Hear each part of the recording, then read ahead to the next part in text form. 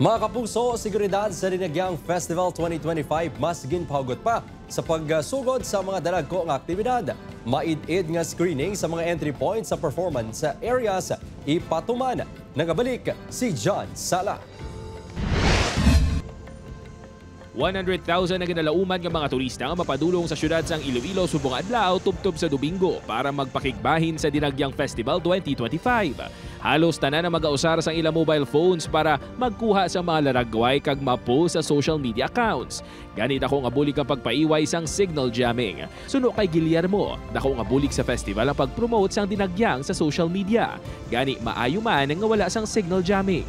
Apang dapat nga mas hugton lang ang seguridad suno sa iya. Sa mga police nga naga-duty, so i-secure gidanda ang mga area nga ginaananda gina-duty.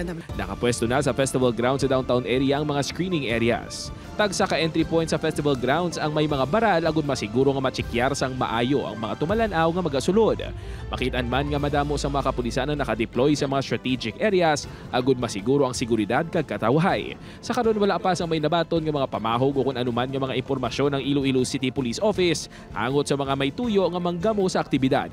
Wala pa man kita sing may validated nga information about sa kung ano pa man nga pagpamahog sa aton nga religious festivity ang Dinagyang Festival. Pero ang bugos nga pamunuan sang Iloilo City Police Office, wala gid kita nagakumpiyansa no. Ang mga checkpoints naman naging pahamtang sa mga lugar pasulod sa syudad.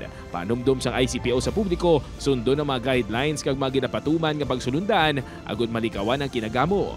Lakip sa mga ginadumilian nga dalon sa mga festival areas ang bladed kag deadly weapons, vapes, sigarilyo, backpacks, lata kag botelya sa mga makahulubog nga ilimnon.